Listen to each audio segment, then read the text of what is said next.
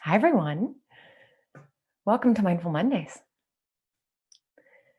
Please feel free to hop into the chat box and say hello and let us know that you're here, how your weekend was, and what is one peaceful thing or relaxing thing that you did for yourself this weekend. Really excited for our topic today because we're talking about the joy of self-compassion.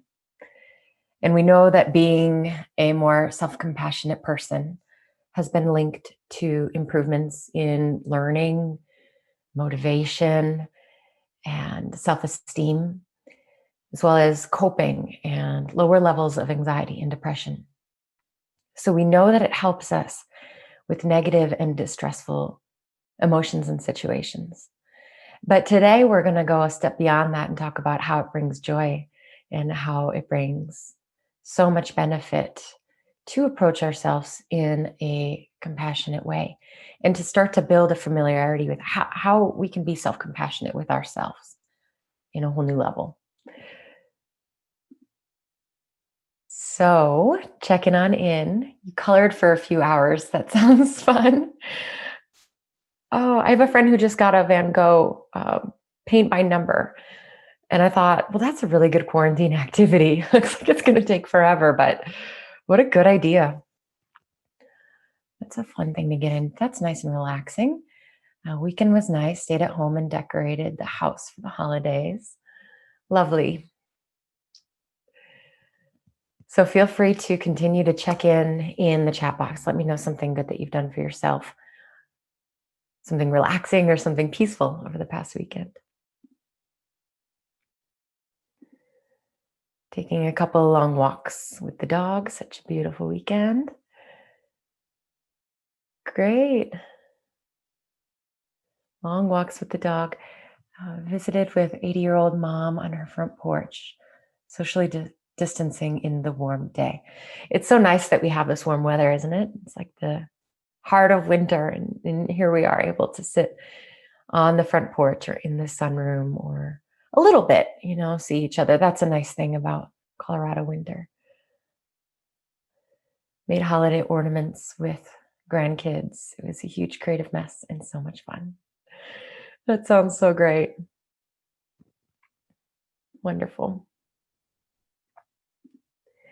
So things like that, when it comes to self-care and self-compassion, are really wonderful things to do for ourselves. Of course, taking the time to do something with kids or with a loved one or for yourself just for the sake of enjoyment, that is a very self-compassionate activity. Well, I mean, whatever that activity is, just a thing to engage in. Enjoyed my daughter's 13th birthday with family, buying plants, board games, family Zoom, and long walks. That sounds wonderful. That's so great. And sometimes when we're overwhelmed or we're stressed, or we're just in the mundane day-to-day life, we forget to do things like that. And I also think that we often don't do things that are good for us because of something that happens on an underlying level where we feel that maybe we don't have time, maybe we don't really even deserve it until this is accomplished, or for a number of reasons. We don't always do those compassionate things for ourselves. So let's talk about that a little bit. So our brains and bodies really have an innate capacity to both give and receive care. It's part of our genetic inheritance. So our survival depends on fight or flight instinct, but it also depends on the tend and befriend instinct. So in times of stress, we see that animals that are protective of their offspring are more likely to pass on those genes that promote caregiving behavior in the next generation. So caregiving behavior has a strong adaptive function. And so because of that, we're all born with an attachment system. And we can't really take care of ourselves when we're born. We are reliant on a lifeline from a caregiver. And this is set up on purpose, intelligently, right? Now, therefore, the emotion of care comes naturally to us. And without it, our species wouldn't survive. So the capacity to feel affection and interconnection is part of our nature. We're designed to care. And at the same time, we care for others easily in our society. I think that that's something that is promoted. Think of a time where a friend has made a mistake, or even just a stranger. You feel maybe bad for them. It was a mild mistake, but there's part of you that then naturally wants to reach out and just say, it's not a big deal. It's okay, and console them in some way. So I think our culture places a big emphasis on being kind to our friends and family and offering care to those who are struggling. But not the same when it comes to ourselves. So we've come to see this difference between how we can show up and care tenderly and with warmth and affection for another person, and not in the same way for ourselves. So self-compassion is, I think, a missing piece. Sometimes it was for me, at least. And I'll tell you a little story in a moment about how I discovered the power of this. And I don't even know what I did in my life before I was able to tap into the power of self-compassion. So this self-compassion just involves understanding ourselves, listening to ourselves, and not condemning ourselves with constant criticism.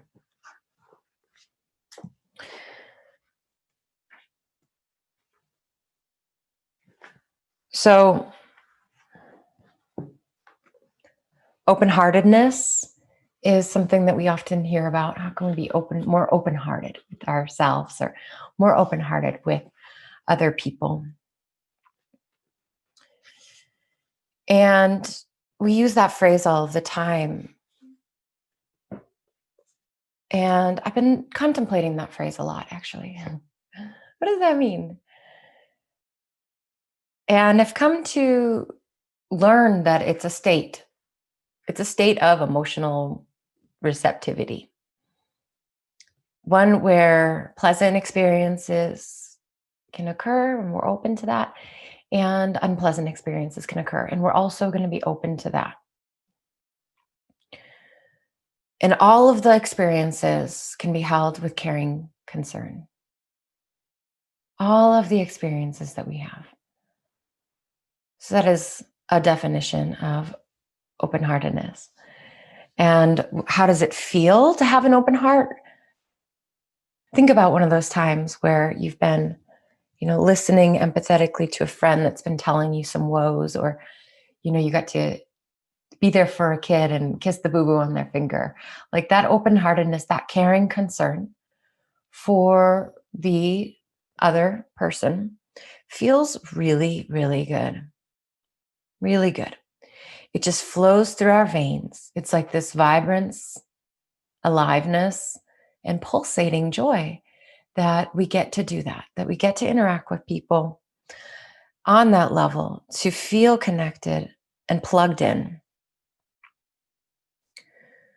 So we feel better. We experience more love and courage and possibility when our hearts are open.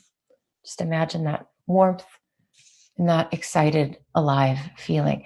And then when our hearts are closed, when they're shut down, and we stay stoic, silently suffering inside or unmoved by life's blows or sorrows, we shut out the pain. We kind of numb ourselves or turn ourselves off, shut out that pain a little bit. We close the door. But we also close the door then to that aliveness, that joy, that sweetness. So it's no wonder that the fear of negative emotions can cause us to shut out or shut down or to tune out, because we don't it's a negative emotion. So of course we're going to have that wanting to just kind of tune out. But what that does is it shuts down our heart. And as we shut down the pain, we also come to feel only this tightness and shut down constriction in the center of our chest.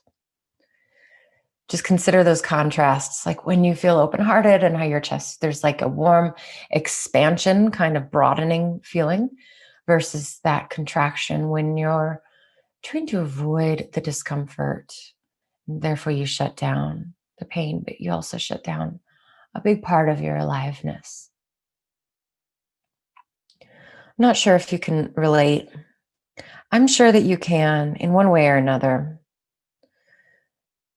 The price that we pay for cutting off our heart is like huge. It's very costly. We cut off our own lifeblood when we do this. And unfortunately, we tend to do this, especially in times when we are hurting ourselves, when we feel that we're not good enough, we don't have enough. In some way, we're slamming the door of our hearts right in our own faces. So, how do we treat ourselves differently? How do we maintain an open heart that feels good, even in the midst of this, of possible pain or negative emotion? And when we decide to hold our humanity with compassion, everything changes. That's the gift. That's the blessing in disguise. We can respond to our own pain with this kind of open-heartedness and then soothe and comfort ourselves, even when we are faced with difficult things in life, to soothe and comfort ourselves. And then we can create like a holding space, a container where before there was just maybe the feeling of inadequacy, for example. But with that compassionate approach and self action, then you're maybe inadequate feeling, but also feeling held and connected, supported, and remembering your place in the human experience and the shared aspects that we have. So, feeling sadness or feeling fear, by holding ourselves with self compassion, it's not like we don't feel the sadness, we don't feel the fear, but we feel that and we feel safe and secure and held in compassion, this warm embrace of a very good feeling. Yeah. So every moment of pain, I've come to learn, every moment of anguish, within it has the possibility for compassion. Within it has the possibility for even contentment. And I remember when this lesson hit me, it was maybe 7 years ago. And I was doing some breath work and I was going through some heartache. And I was trying to relax in the bathtub and I was just so overwhelmed with grief, sick with it. And I remember going into it because it's like it was so there. I felt like I didn't have any other choice, really. I don't know what it was that caused me to explore this further, but it felt necessary. So I sort of just tried to sit with that feeling and do the breath work. And I remember something shifting. Like it was this really sneaky chemical transformation where it's not like I felt all better. The heartache was still there, but by not closing down my heart to the heartache, but by trying to stay open-hearted. Okay, the warm water and the breathing and the relaxation helped. Staying open-hearted, being with that feeling. All of a sudden, it was like this sunbeam breaking through the clouds that was just like, oh, there's so much pain here. There's so much despair I'm currently feeling. And other humans have experienced this before. It's not just me. Actually, other humans might be experiencing this right now. Actually, other humans get it. This heartache is not just me. Wow. There's a lot of suffering, not just for me, but for all humans. So much respect for humans, the suffering and the heartache and the pain that we all go through. And then suddenly there was just this compassion that felt good. I'm not saying all of a sudden it went from like unpleasurable to like I had a pleasurable experience, but I did experience some kind of wrapping around that. Didn't make the pain go away, but it made this, warm embrace wrap around and made me feel so strong. Like I'm not only am I not alone, I get it. I get the pain. I actually have so much love in my heart for all of you that have experienced heartache and for everyone in the world. And that kind of connectedness was transformative.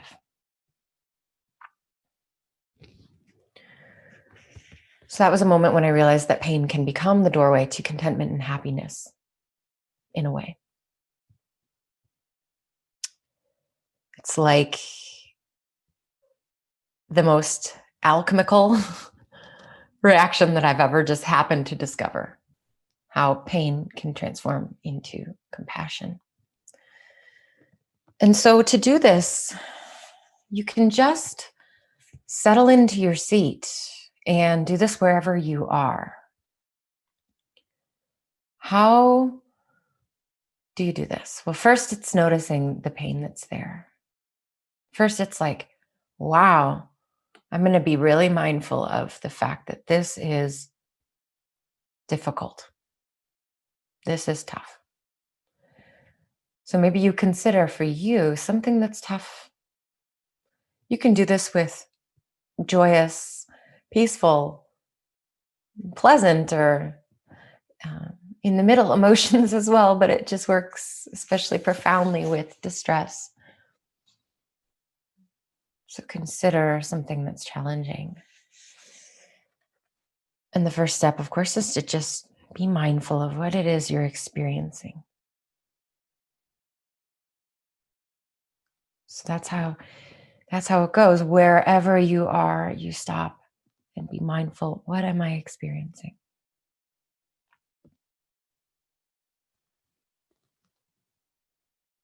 Once you kind of register that, you can observe each thought and emotion as it arises. What are the associated thoughts that come with that?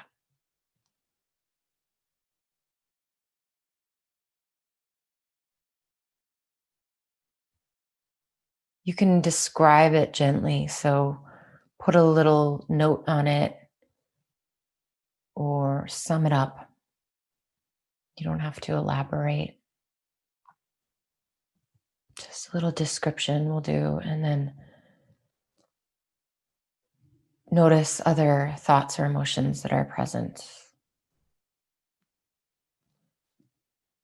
All of them. So just try to have this open heart to yourself, this open space where anything can come up and you're not going to try to push it away.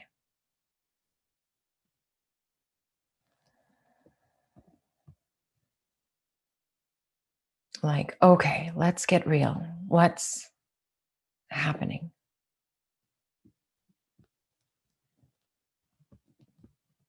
So it might be like, okay, let me see if I can do that. Let's see.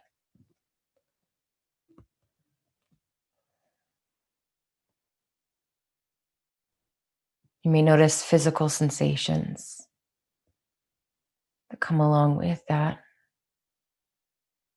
whatever it is you're contemplating.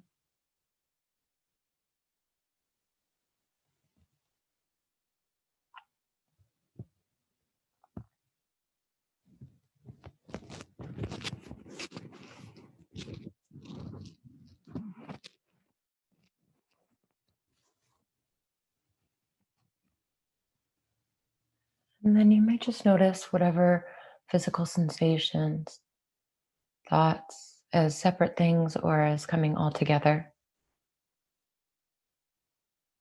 in general. So just let's see. Maybe some shame. There's tightness in my throat. There's pressure in my stomach.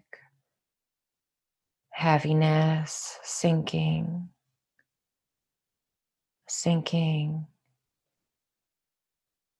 fear, pressure in the back of my head, heart beating fast.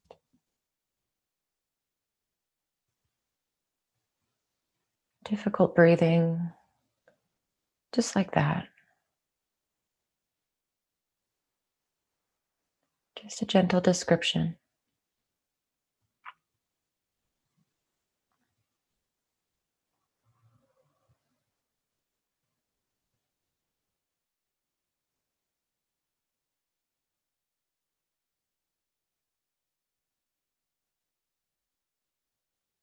Just continue to note, describe from another moment or two thoughts,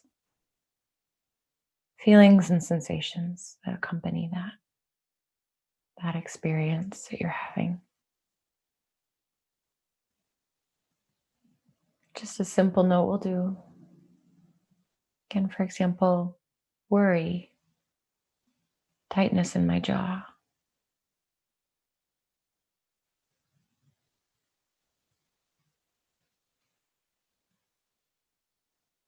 or sadness, feeling collapsed, shoulders going forward,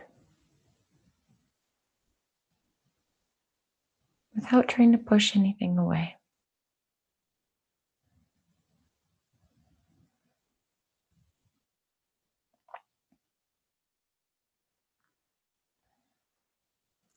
All right, now try to give yourself compassion for how hard it is to feel this way right now.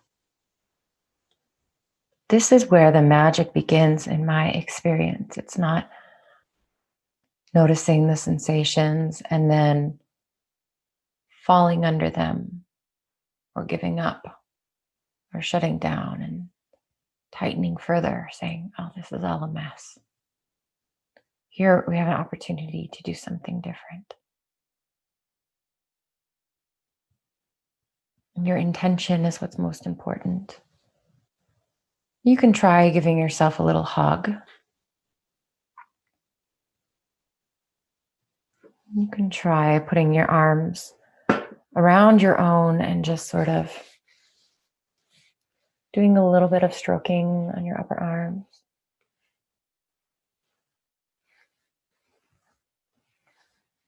Okay, or holding whatever kind of embrace feels supportive, very firm or soft.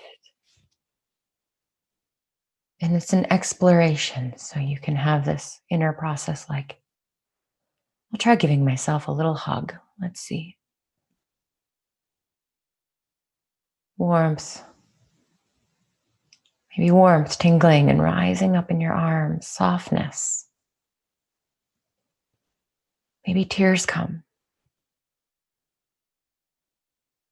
And this is the moment where tears can come as realization of, oh, this is hard to really feel this way. This is hard. I've been holding this.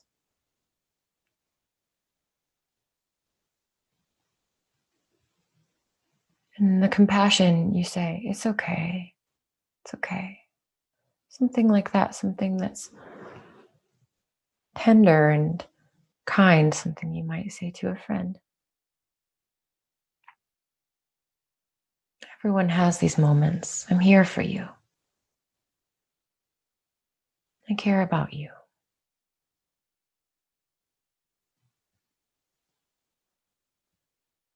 It's not so bad. It will pass.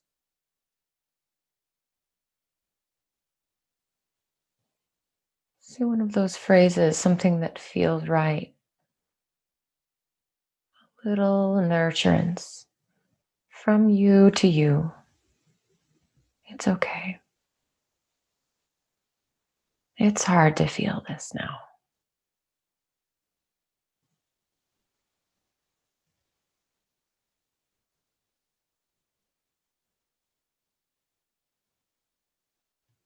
I am here for you.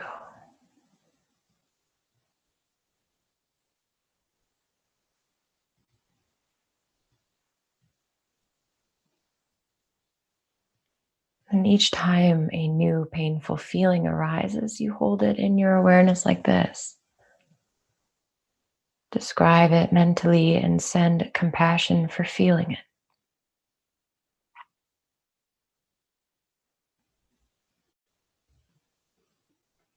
Continue to keep sending compassion in the form of a nurturing phrase.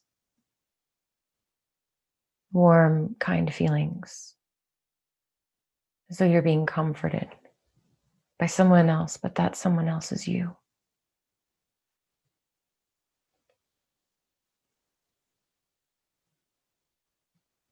And savor how good it feels to be cared for. Notice what you notice now.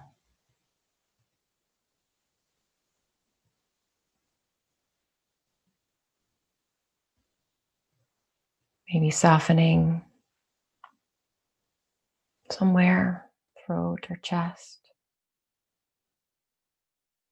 Maybe little waves of contentment spreading from the center of your face.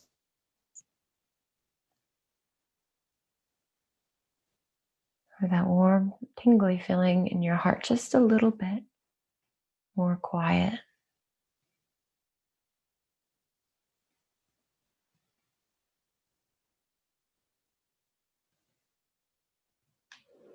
And then after some time practicing it this way, we realize that our predominant experience is no longer negative one, but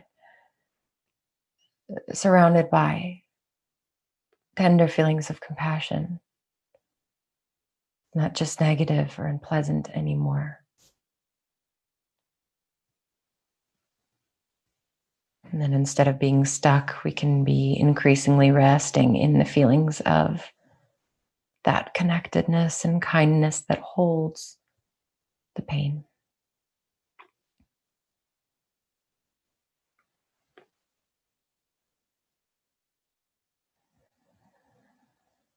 It's like a well within your own heart that you can drink from anytime. And that we forget that it's there. We go thirsty. We seek support from the outside, which is great, but we need to remember too that well is there.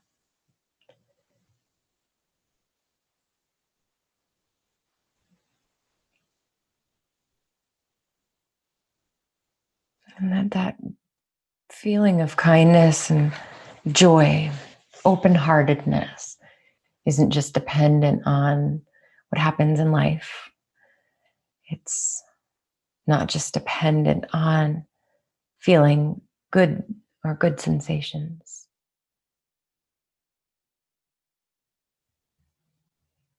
Not only when things go the way we want them to, but that the beautiful sensations don't depend on receiving praise from someone else or being successful or having a perfect relationship. That there is the possibility of beautiful, joyous sensations when we remember to drink from the well within, especially when things are difficult.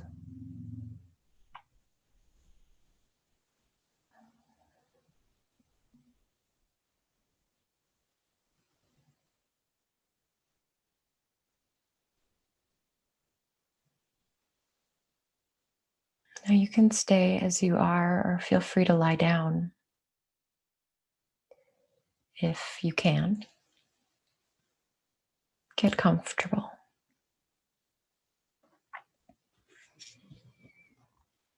And let's continue this compassion for ourselves, starting with the body. Is there an adjustment you can make now to be a little more comfortable?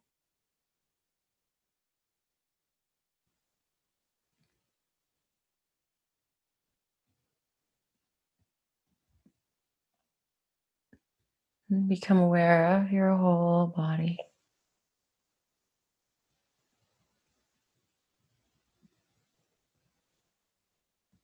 Give yourself a deep breath in and a long breath out.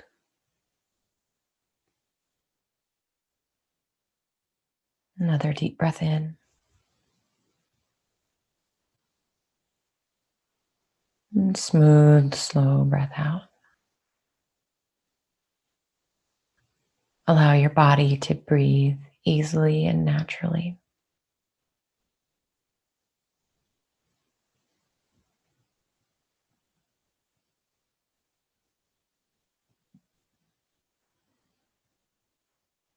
Bring awareness to your toes,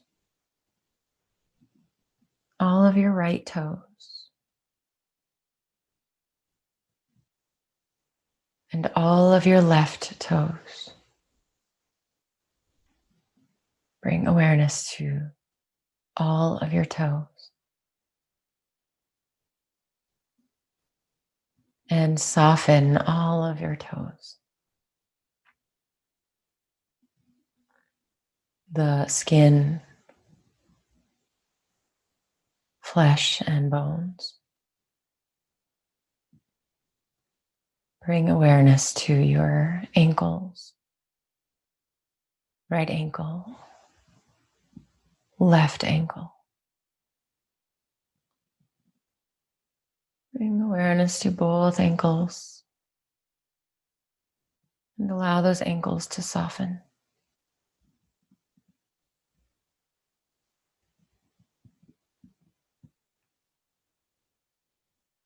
Bring awareness to the length of your legs, your whole right leg, including your foot, lower leg, upper leg, hip crease and buttocks.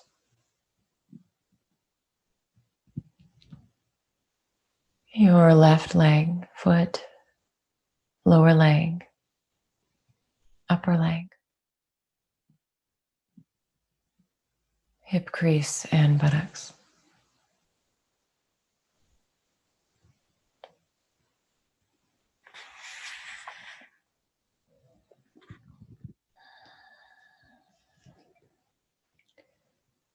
Soften both legs, the skin, flesh, and bones.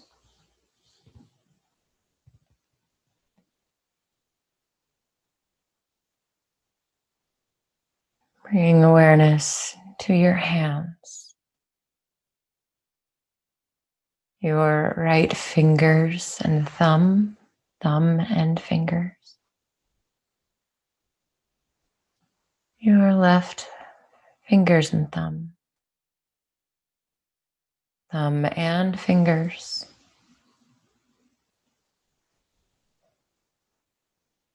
and allow a softening throughout skin, flesh, and bones. Bring awareness to your wrists, your right wrist and left wrist.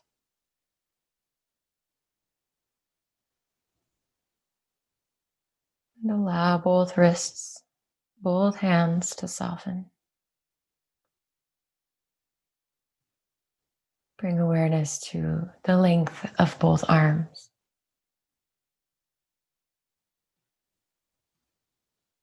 Your whole right arm.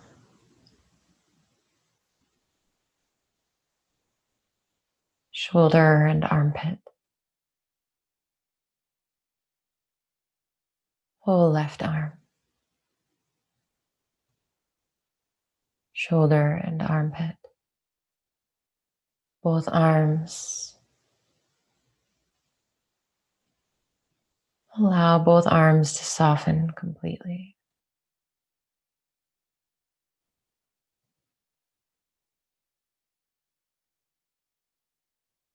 Bring awareness to the front of your abdomen, lower abdomen, upper abdomen, chest, where your chest becomes the front of your shoulders, the whole front of your torso, and soften. Skin, flesh, inner organs, and bones.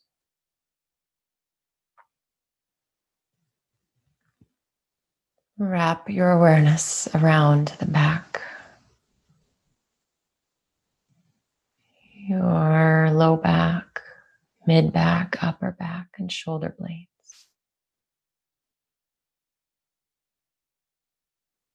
Back ribs, whole back of your torso. Soften skin. Allow flesh and tissue to lean into itself. Organs sinking and leaning.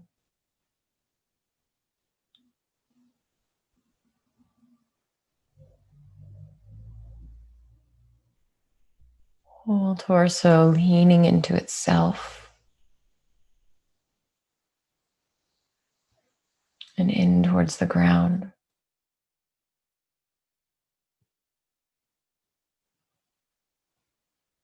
Bring awareness to your neck and throat,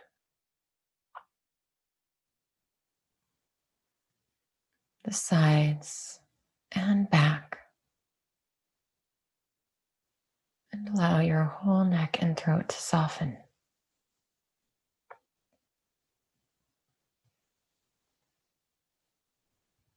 Bring awareness to your face, your mouth, nose, eyes, the whole front of your face, your ears, your cheeks, jaw, the sides and the back of your head, your whole face and whole head.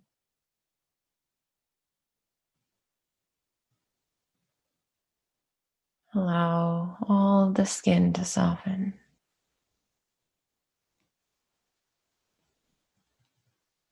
Flesh and bones.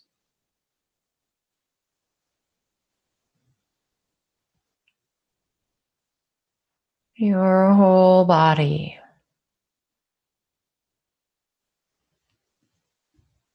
Your whole body, mind and more. Allow your whole body and mind to soften.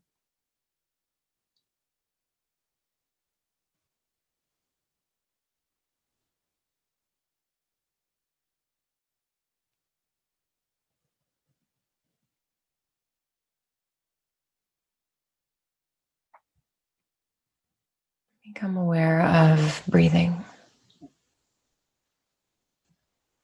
Body effortlessly breathing itself.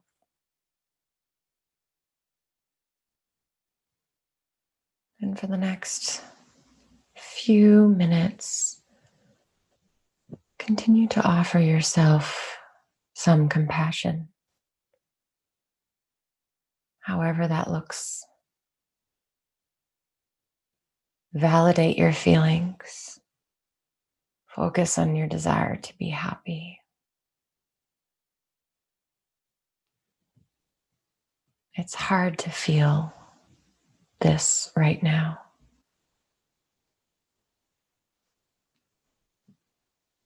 Feeling this is part of the human experience.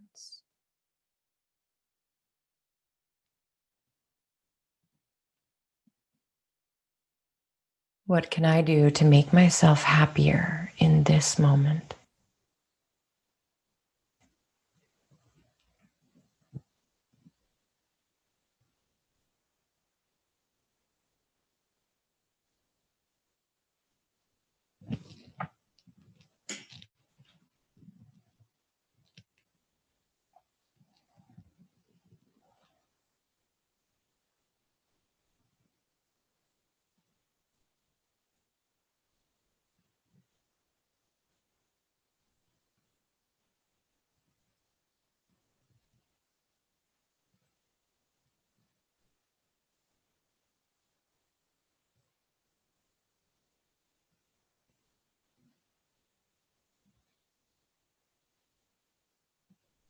Please give yourself a deep breath in and out,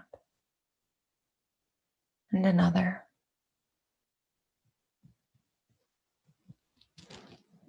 and another.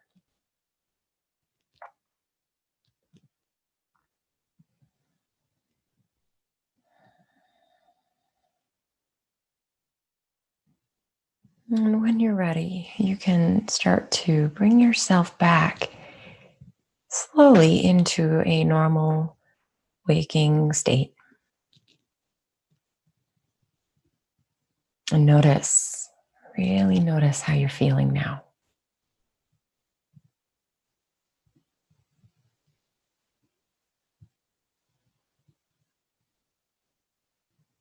When we give ourselves compassion, when we hold ourselves in kind, mindful awareness, the door opens up again. We become enlivened when we soothe and comfort ourselves. We can keep our hearts more open. We can come out from that rock we're hiding behind. We can have more courage. More often than not, things are not as bad as we feared. We start to notice things about ourselves through the lens of self-compassion that are actually pretty good.